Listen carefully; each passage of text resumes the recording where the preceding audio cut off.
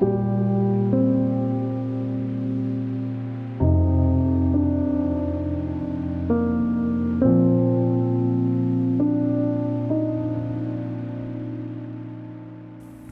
what's going on, you guys? In this video, we are going to be learning how to play sad lo-fi music on the piano. If you're into music production topics, make sure you hit the like button and subscribe. And if you're looking for free stuff to check out, go to the Gumroad store where we've got a bunch of things to download. So let's get right into it. So sad lo-fi is probably best played on a piano because the piano is so dramatic, right? And if you're a beginner piano player, there's a really easy way to approach this sound, primarily through playing the minor scale.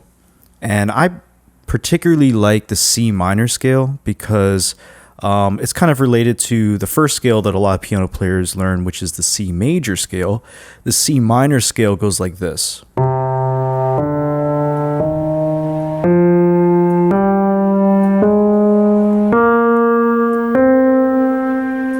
This is also referred to as the natural minor scale, which is very common in dramatic or emotional kind of music. So the way I approach what you heard in the track is actually a very simple technique. It's basically following a chord progression with the left hand with a very simple melody in the right hand that's using the minor scale. So what you want to start with is take your left hand and play the chords of the chord progression. So we're going to start with triads, keep it very simple. We start with a C minor chord.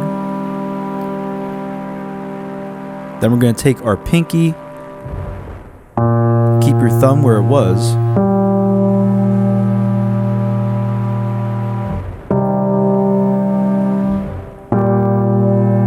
Then we're going to go down to a low F minor chord, and then a B flat major chord. So you want to practice this a bunch.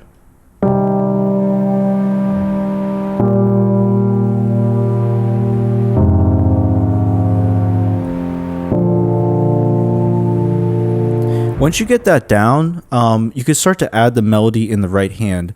And again, the melody in the right hand is very simple. It's very slow. It's just using really the first 5 or so notes of the C minor scale. So you take your right hand and play those 5 notes. Come back down. Do that a bunch of times because the great thing about scales is they're not there to be practiced just for the sake of practice. What a scale does is it helps you figure out where the notes are on the keyboard to stay in the right area. So writing your own melodies and your own ideas is a lot easier to improvise and come up with when you know the scale. And we're just using the first 5 notes in the example that you heard at the beginning of the video. Take your left hand now and play the same C minor chord, but let's let go of the middle note. That E flat we could actually get rid of. That's actually the 3rd of the chord, which tells us if it's major or minor. And oftentimes what I'll do is I'll take the triad, take off the 3rd, and play the 3rd actually in the right hand.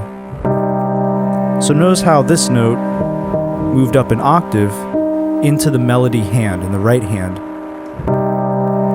And then all I'm doing is I'm adding one more note from the scale to that note. So then we go to the next chord. And on this chord, I do the same thing. I take a note from the chord and then I play another note with that. So in this case, that's what's happening in the right hand. So again, together, if you need to pause the video, feel free to. Here's the first 2 chords.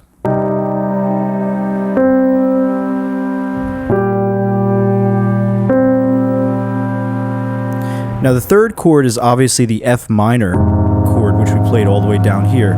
Now when you play triads that go lower on the piano, they can get a bit muddy, especially if you have that minor 3rd in the middle. So we take that off. This is what we would call a power chord or a perfect 5th. And again, it just gives us more space to play the melody up top. So again,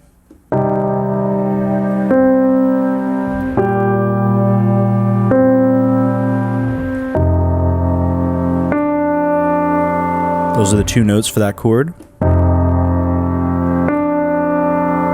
And then our last chord.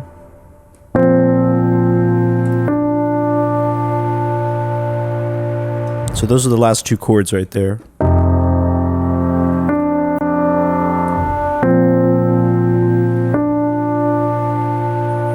So obviously it's a lot easier to play this one chord at a time, and because it's 4 chords with their own melodies, 2 notes per chord, it's pretty simple to learn. It's very logical. Take it 1 chord at a time, go very slow because the piano part itself is actually pretty slow.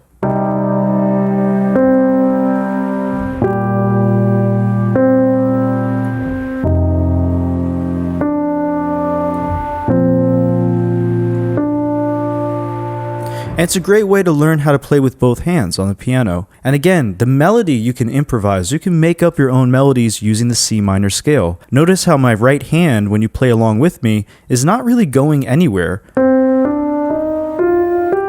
Each finger on my right hand, from the thumb to the pinky, is basically resting on its own note, so you never have to move your right hand. It's very easy to get started with this style of playing because you don't have to think too much, you don't have to move around too much. The left hand jumps around a little bit, but the right hand gets to stay static, so you can improvise your own melodies very easily. Just play different notes over those chords that you strike down with the left hand.